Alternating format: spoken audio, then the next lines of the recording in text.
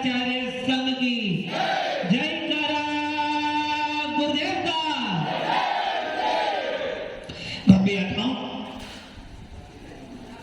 भगवान महावीर का शासन मिला है और भगवान महावीर के शासन में अनादिकाल से लेकर अंत समय तक मुनि परंपरा चली आएगी। भगवान महावीर के शासन में सर्वोपरि यदि कोई पूजनीय वंदनीय है तो वो कौन है? निर्गत मुद्रा, वीतराग मुद्रा। भगवान महावीर के शासन की एक ही विशेषता है, सारे विश्व के अंदर अनेकों अनेक साधु संत हैं, हर संप्रदाय का कोई ना कोई संत है। कहाँ मिलेगा? यूएस में, श्रीलंका में, कहाँ मिलेगा? पूरे विश्व में एक भारत ही ऐसा है जहां पर हर संप्रदाय का व्यक्ति रहता है और हर संप्रदाय का कोई ना कोई तो गुरु, और प्रत्येक संप्रदाय का अनुयायी अपने अपने गुरु को श्रेष्ठ मानकर पूछता है।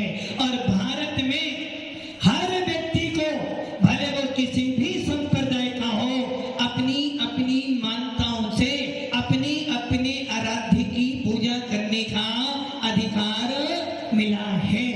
जिसके पास में भारत की नागरिकता है उस प्रत्येक व्यक्ति को लोकतंत्र में वोट डालने का अधिकार है। जिस जिस व्यक्ति की भारत के प्रति श्रद्धा है, जिस जिस व्यक्ति की भारत के संविधान के प्रति आस्था है, उस हर व्यक्ति को भारत सुरक्षा देता है। चित्त भव्य तो एक भारतीय ऐसा है जिसमें हर प्रकार के संप्रदाय को स्थान दिया जाता है, किंतु भारत के अलावा अन्य किसी भी कंट्री के अंदर हर संप्रदाय को बहुमान नहीं दिया जाता है।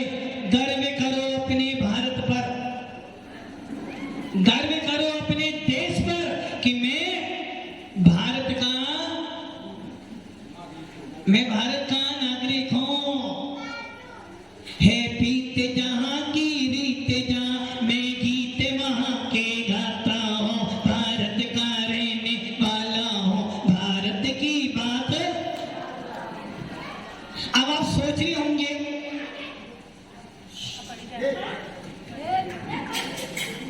आप सोच रहे होंगे जैन मुनि हैं, जैन मुनि हैं और भारत की बात कर रहे हैं, इनको तो जैन शासन की बात करनी चाहिए।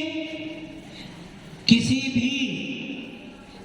भी धर्म का पालन करने से पहले अच्छा देश। जयंतीलाल जी, नरेश जी आपकी उम्र हो गई है, उम्र हो गई है। ये ना सोचना कि महाराज का उपयोग आपकी तरफ हो। आप सोच रहे होंगे कि जैन मुनि को जैन शासन के बारे में बोलना चाहिए, भगवान महावीर के सिद्धांतों के बारे में बोलना चाहिए, किंतु महाराज देश के बारे में बोल रहे हैं। अरे भैया, सुदेश होगा, अच्छा देश होगा तो हम धर्म भी अच्छी तरह से कर सकते हैं, और यदि हमारा देश खराब है तो धर्म भी खराब निश्चित होगा। बर्तन खराब है तो वस्तु खराब हो जाएगी क्या? बर्तन यदि खराब है तो अच्छी से अच्छी वस्तु भी खराब हो जाएगी, और यदि बर्तन अच्छा होगा तो खराब से खराब वस्तु भी अच्छी दिखाई देती है। जब व्यापार करते हो और कुछ माल खराब हो जाता है, क्या करते हो? अच्छी पैकिंग करी और खराब माल, दुकान तो बड़ी और माल वो अपनी दुकान की बात कर रहे हैं। मैंने बोला है दुकान बड़ी, काम छोटे, किंतु वो खराब माल भी पैकिंग अच्छी हुई, बर्तन अच्छा मिला, पैक किया, यदि बर्तन अच्छा होगा तो खराब माल भी करा जाता है। वैसे ही आचार्य कहते हैं सबसे पहले अच्छा देश, जिस देश में अहिंसा परमो धर्म का पालन कर सको, जिस देश के अंदर पर्याप्त मात्रा के अंदर पानी मिलता हो, जिस देश के अंदर सीमा पर सुरक्षा हो, तो हम शांति से रह सकते हैं। आज हम लोग यहाँ शांति से बैठे हैं, उपदेश सुन रहे हो, व्यापार कर रहे हो, रात में चिंता नहीं होती कि बाहर क्या होगा। रात में सोते समय भी आपको ये चिंता नहीं कि मेरे देश का क्या होगा, क्योंकि देश पर सीमा पर सैनिक खड़ा है, और जब तक वो सैनिक खड़ा है, तब तक वो जवान खड़ा है, आपको अपना मुंह खोलने की जरूरत नहीं है। किंतु जिस दिन ये समाचार मिल जाएगा कि इंडिया पर हमला हो गया है, उसी दिन आपकी टेंशन। किंतु वो जवान जब तक जीवित है सर कटा सकता है, किंतु सर झुका। वैसे ही जैन शासन कहता है अच्छा देश होगा तो मैं धर्म भी शांति से कर सकता हूं, इसलिए देश अच्छा है तो धर्म भी हम अच्छी तरह से पालन। इंडिया ही एक ऐसा है, भारत ही एक देश ऐसा है जिसमें हर संप्रदाय को अपनी अपनी मान्यताओं से धर्म करने का अधिकार दिया गया है। अन्य किसी भी कंट्री में जाओगे, वहीं के नियम, वहीं का संप्रदाय पालन करना पड़ता है। और यदि आपने अपने धर्म का कुछ भी किया तो क्या हो जाएगा, आपके ऊपर धाराएं लग जाती हैं। किंतु भारत भगवान महावीर की रजभूमि से पावन हुआ है। ये हिंदुस्तान साधु संतों की रज से पवित्र हुआ है, इसलिए इसको हम भारत कहते हैं। और भारत का प्रत्येक व्यक्ति उस तिरंगे के पीछे समर्पित रहता है। जब तिरंगा ऊपर उठता है, जब तिरंगा ऊपर उठता है तो पूरे भारत के नागरिक का मस्तक ऊंचा होता है, और जब तिरंगा नीचे हो जाता है तो पूरे भारतवासियों का मस्तक नीचे हो जाता है। इसलिए भव्य आत्माओं, अच्छा देश मिलना भी पुण्य का उदय है। इस पूरे भारत के अंदर अनेक साधु संत हैं। अब आपसे कोई पूछे कि भारत के अंदर हर एक संप्रदाय के साधु संत पाए जाते हैं, सबसे श्रेष्ठ और सबसे ज्येष्ठ साधु कौन होगा? तुम तो जैन हो, अपने साधु की तो और कोई फर्क पड़ता है। पूरे विश्व के अंदर हिंदुस्तान में, भारत में ही साधु पाए जाते हैं, और साधु हर संप्रदाय का होता है। फिर भी पूरे संप्रदाय में, अनेक संप्रदाय में सबसे श्रेष्ठ और ज्येष्ठ साधु कौन होगा? विषयों की आशा नहीं जिनके सामने भावेदन रखते हैं, निज पर के निज साधन में जो निज दिन तत्पर रहते हैं, स्वार्थ त्याग की कठिन तपस्या बिना खेद जो करते हैं, ऐसे ज्ञानी साधु जगत के। इन 4 लाइनों में किनका वर्णन किया है? साधु का। किसका वर्णन किया है? साधु का वर्णन किया है। और हमारे आचार्य समर्थभद्र स्वामी, नाम सुना है? आचार्य समर्थभद्र ऐसे साधु की हर बात को पहले तोलते हैं। न कि बनिया क्या करता है, पहले बनिया हर चीज को पहले तोलता है, और यदि खाना भी खाए तो तोल कर खाता, कितना वजन है इसमें। किंतु जैन शासन के आचार्य जब भी कोई बात बोलते हैं, पहले सोच लेते हैं कि मेरी बात का कोई, मेरे सिद्धांत का कोई खंडन तो नहीं करेगा। इसलिए जिनेंद्र देव की वाणी को कोई भी खंडित नहीं कर सकता। जिनेंद्र देव की वाणी का कोई विरोध नहीं कर सकता, और जिन शासन का विरोध करने वाला पूरे विश्व में पैदा नहीं हुआ है, क्योंकि हमारे भगवान की वाणी हर जीव के लिए है। हमारे जिनेंद्र देव की वाणी राग देव से रहित है, और हमारे जिनेंद्र देव की वाणी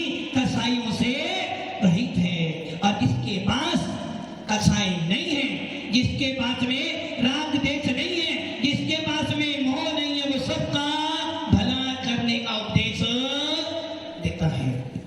आचार्य समर्थ भट्ट स्वामी हर बात को पहले सोचते हैं, तोड़ते हैं और फिर लिखते हैं, क्योंकि वो जानते हैं जैन आचार्य एक बार जो सिद्धांत बना देते हैं उसका कोई भी खंडन नहीं कर सकता है।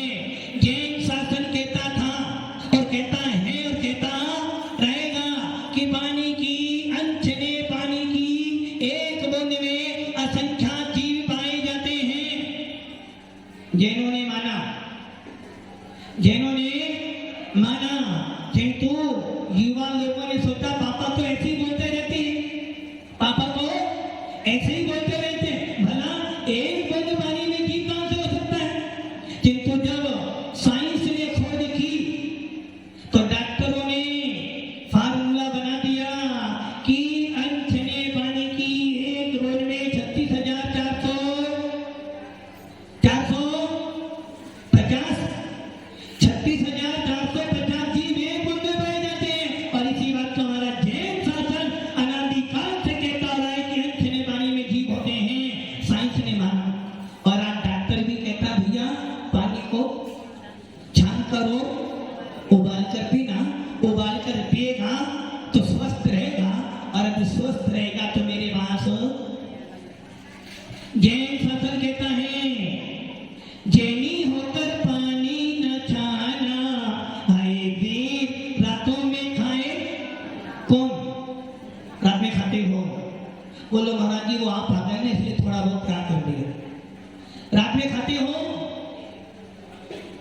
दिव्यांश, रात में खाते हो, जल्दी तो बड़ी बनी। कौन हो, शाकाहारी, शाकाहारी हो, मुझे डाउट है। अच्छा जैन हो, जैन हो, डाउट तो नहीं है ना, शाकाहारी हो, हमें डाउट है। पद्म पुराण नाम सुना, पद्म पुराण का जयंती नाथ जी नाम सुना, पढ़ा ही है, कहां पढ़ा हुआ है। पद्म पुराण जैन रामायण, कौन सी रामायण, जैन रामायण। पांडव पुराण आचार्य सूर्यचंद्राचार्य का, जैन महाभारत। पद्म पुराण के लेखक आचार्य रवि सेन, और वो पद्म पुराण में लिखते हैं जो व्यक्ति रात में एक गिलास पानी पीता है, जो जैनी नमोकार मंत्र बोलता है, जो जैनी सवेरे सवेरे मंदिर में जाकर ऐसे प्रभु जी की शांति मुद्रा तो नमन जल से करे, साक्षात श्री अरिहंत का मानो नमन जल। जो व्यक्ति सवेरे सवेरे मंदिर जाता है, अभिषेक करता है, और जब दिगंबर साधु मिल जाए तो मन शुद्धि, वचन शुद्धि, काया शुद्धि, हाथ जान शुद्धि बोलता है, और घर जाकर व्यापार करता है, शाम को स्वाध्याय भी करता है, और रात में जाकर एक गिलास खून खोल, एक गिलास खून खोल पानी पीता है। समझ लेना यदि तुमने एक गिलास पानी पिया तो तुमने एक गिलास खून पिया है। किसमें लिखा है, पद्म पुराण में आचार्य रवि सेन कह रहे हैं जो रात में पानी पीता है वो खून पीने के बराबर है, और जो रात में भोजन करता है मांस खाने के। कौन हो, कौन, जैन मुनि देख लो क्या करना भूल जाओ। जब आप रात में खाना खाते हो, रात में खाना बनाते हो तो लाइट जलती है, और जब लाइट जलती है तो जीव पैदा होते हैं, और जब जीव पैदा होते हैं तो खाने में गिर जाते हैं, और जब खाने में गिर जाते हो आपने उसमें घी मसाला मिलाकर सिक्का और खाया, भोजन बहुत अच्छा था, स्वाद किसका आया, जीवों का। कौन हो, जीव, और कौन बोल रहा है, रात में खाने वाला कौन हो, जैन। शाकाहारी कौन सा, बस इतना ही शाकाहारी हो, किसी जीव को हलाल कर कर नहीं खाया है, किंतु रात में खाते हो, बाजार का खाते हो, अनछना पानी पीते हो, मर्यादा के भात का खाते हो, तो आप शाकाहारी नहीं हो सकते हो। जैन हो, जैन हो, अब बोलने में शर्म। एक जैन व्यक्ति महाराज के पास में गया। महाराज ने उसे नियम दे दिया, बेटा रात्रि भोजन त्याग कर दे। महाराज की 1 साल का त्याग करता हूं, किंतु पार्टी की शादी पार्टी की छूट। महाराज ने नहीं बेटा छूट तो मिलेगी, चलो महाराज की 1 साल का त्याग। शादी में गया, सारे यार दोस्त क्या कर रहे थे?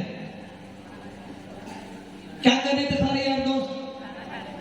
खाना खा रहे थे। आप क्या कर रहे थे? आप देख रहे थे। वो खाना खा रहे थे, पूछा भी तुम खाना कौन कर? नहीं कोई महाराज जी से मैंने नियम ले लिया, मेरा कहेगा तू जाने कोई ऐसा धर्म होता? तुम्हें शर्म आ रही है कि वो खाना खा रहा मैं नहीं खा रहा? बताओ कैसे महाराज जी आज मुझे त्याग करवा दिया ना, महाराज जी आते ना मैं त्याग था तो मैं भी खा लेता। तो आपको अपने धर्म के प्रति हीन भावना आ रही है। अरे शान से बोलो, जैन तो वो होता है जो एक चींटी को भी नहीं मारता। जैन तो वो होता है जो एक इंद्री पेड़ पौधे को भी नहीं मारता। और रात में खाने वाला मांस खा रहा है, वो जैन कभी मैं जैन हूं और मैं रात में नहीं खाता हूं। आपका रात्रि भोजन त्याग नहीं था, आपका रात्रि भोजन त्याग नहीं है। पार्टी में गए और वहां पर सारे जैन लोग थे, खाना बना हुआ था। बोला जैन साहब आओ खाना खा लो। क्या बोला उसने? जैन साहब आओ खाना खा लो। आपका रात्रि भोजन त्याग नहीं है, किंतु वो जैन शासन की हंसी उड़ा रहे थे। ये जैन काहे के जैन रात में खाते हैं? अब तुम कहे बोले भैया मैं रात में नहीं खाता हूँ। बोलो क्या हुआ? सब लोग कहेंगे हाँ ये है जैन शासन। घर में एक समय खा भी लेना, किंतु बाहर यदि खाओगे तो जैन शासन की नाक कौन हो? जैन हो? अभी भी जैन बन जाओगे? अच्छा, बनते बनते उम्र तो हो गई, क्या बनोगे जैन? इसलिए बंदे आत्माओं, पूरे विश्व के अंदर सबसे श्रेष्ठ साधु कौन होगा? आचार्य समर्थ स्वामी अपने रतन करण शास्त्राचार्य में कहते हैं साधु कौन? उन्होंने ये नहीं लिखा जैन साधु। साधु कौन होता है?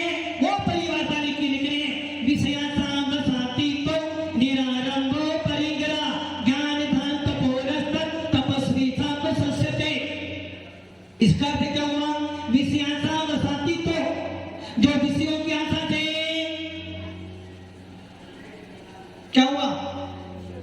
जो विषयों की आशा से रहते, जो पांचों इंद्रियों को संयमित रखता है, आरंभ परिग्रह से रहित है, ज्ञान ध्यान तप में लीन रहता है, ऐसा साधु कोई भी हो, हिंदू का हो, सिख का हो, मुसलमान का हो, ईसाई का हो या जैनों का हो, उन सारे साधुओं को हमारा लड़ाई किसकी है? काम की लड़ाई नाम की। साधु कैसा चाहिए? साधु कैसा चाहिए? विषयों से रहित हो। अब आप ये सोचो कि जैन साधु अच्छे होते? अरे भाई हमारे धर्म में किसी व्यक्ति का नाम नहीं दिया। जैन धर्म जैन शासन किसका है? जो बालेश्वर उसका है। जैन धर्म जैनियों का नहीं है, जैन धर्म को प्रत्येक विश्व के प्राणियों का है। जो जैन सिद्धांत अपनाएगा जीवन में शांति सुख को पाएगा, और ये सुनिश्चित है। जब भी विश्व का कल्याण होगा जैन शासन से ही होगा। और आपको पता हो भगवान महावीर के शासन में 2 सिद्धांतों पे विशेष जोर दिया गया। पहला सिद्धांत अपरिग्रहवाद, दूसरा सिद्धांत हिंसा परमो धर्म। और आपको जानकर गौरव होगा, महात्मा गांधी कौन थे? महात्मा गांधी कौन थे?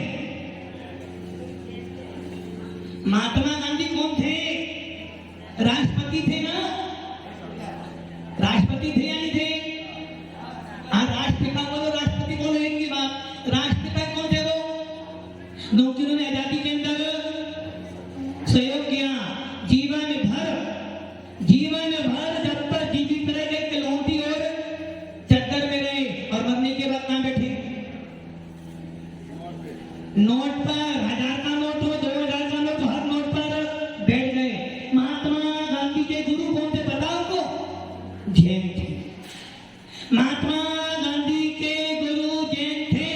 और जब वो महात्मा गांधी पढ़ने के लिए इंग्लैंड गए, बखाले पढ़ने के लिए गए थे, तो उनकी माँ, क्या नाम है का बताओ, कस्तूरबा बाई, जब लगा कि बेटा कहाँ जा रहे हैं, कहाँ जा रहा है, कहाँ जा रहा है, और जब आपका बेटा विदेश जाता है तो क्या करते हो, चल पहले महाराज के पास चल। क्यों चल महाराज के पास, बेटा कहाँ जा रहा है, बाहर, पादी बाहर गया, बाहर भर लिया है तो घर में सारा कलेश, बेटा बाहर जा रहा पढ़ने के लिए, सर्विस के लिए, तो क्या करते, सबसे पहले महाराज की नियम डाल दो ताकि बेटा सही सलामत। नरेश जी आंखों को, गलत बात है, उम्र हो गई है, नरेश की उम्र हो गई है, नरेश जी उम्र, किसकी उम्र हो गई है, आंख दिखाने की उम्र अब, गलत बात है। कल भी बोला था, आंख दिखाओगे तो लोग कहेंगे बूढ़ा,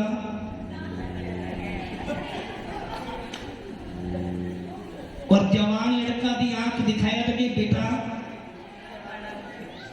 शादी के, इसलिए अपनी उपयोग को,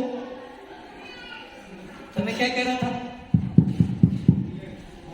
महात्मा गांधी जब विदेश गए तो उनकी मां जैन संत के बाद ले गई। जब आपका बेटा बाहर जाता है तो आप महाराज के बाद, तो महाराज कोई नियम दे दो ताकि बेटा जैसा जा रहा वैसा ही लायक जा रहा, नालायक करके ना आ जाए।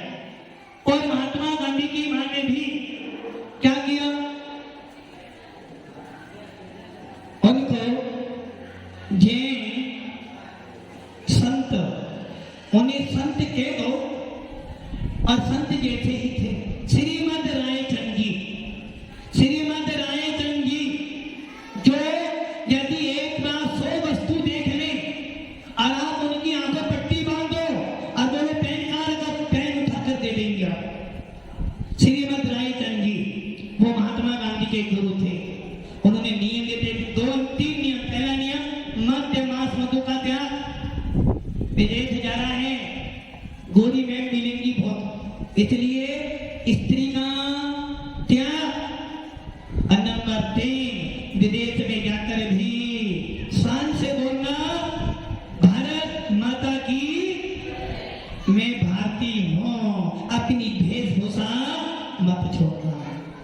भव्य आत्माओं, पूरे विश्व के अंदर भारत में साधु हैं, हर संप्रदाय का साधु है। जैन साधु श्रेष्ठ क्यों हैं? आचार्य समर्थ भक्त स्वामी ने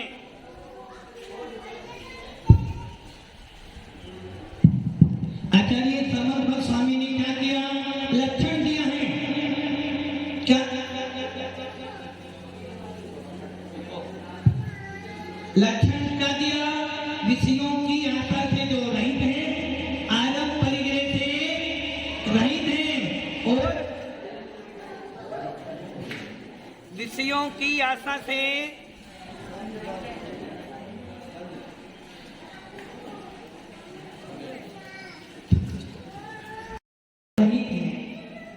ज्ञान ध्यान तप में लीन रहते हैं, आरंभ परिग्रह से रहित हैं। अब वो साधु कौन हो सकता है?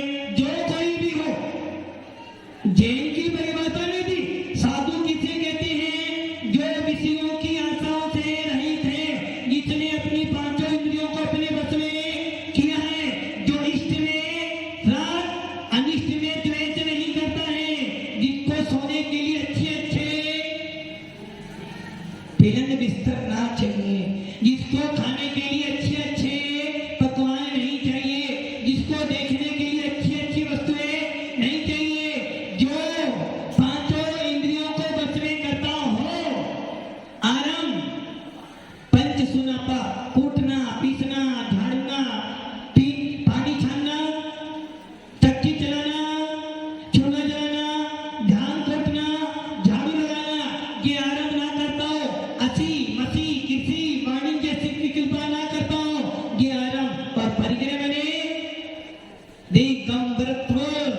जिसके पास अब परमाणु मात भी परिग्रह नहीं हो और कैसा हो, ये तो निषेध कर दी, ये वस्तु नहीं होनी चाहिए। क्या होना चाहिए? ज्ञान, ध्यान और तप में जो लीन रहता हो, ऐसे होते हैं साधु। और वो साधु कौन हो? कोई भी होगा, जैन शासन उसे नमस्कार करेगा। इसलिए जैन धर्म, जैन शासन किसी एक व्यक्ति की बात नहीं कहता, वो तो हर व्यक्ति के लिए कहता, भैया वस्तु ऐसी है, और यदि वस्तु ऐसी है और तुमने मिलावट करी है तो हम मानने वाले। यदि वस्तु हिंदुस्तान के पूरे भारत में यदि साधु ऐसा मिलेगा जो विषयों से, आशा से रहित है, आरंभ परिग्रह से रहित है, ध्यान ध्यान तप में लीन है, ऐसे हर साधु को हम नमस्कार। और यदि साधु ऐसा नहीं है, भले वो जैन साधु भी होगा तो हम नमस्कार।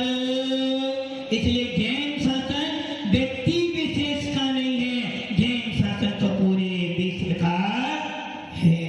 इसलिए बुद्ध वीर जिन्हें हरि हरि ब्रह्म या उसको स्वाधीन कहो, भक्ति भाव से प्रेरित हो जे। नरेश जी का बार बार ध्यान चलो जा। इधर कौन बैठा? नहीं, महाराज जी तो तुम्हें देख रहे हैं। इसलिए भव्य आत्माओं, जैन धर्म मिला है, जैन शासन मिला है, गर्व से कहो कि हम जैन हैं, गर्व से कहो कि हम जैन हैं, जो कि हमारे शासन के अंदर वो सिद्धांत परोसे हैं जिन सिद्धांतों से पूरे विश्व का कल्याण होता है। हमारा जैन शासन कुछ व्यक्तियों का नहीं है, हमारा जैन शासन तो पूरे विश्व का है, अनादिकाल से है और अनंत काल तक चलता चला जाएगा। और हमारे जैन शासन में उपकारी का तो उपकार करते हैं, अपकार करने वाले का भी भला करते हैं। कि भगवान महावीर ने किया जियो और जिस प्रकार शान से कहते हो भारत माता की, वैसे ही शान से कहते हैं जियो और जीने दो भीतराज शासन की, जो हम जैन हैं।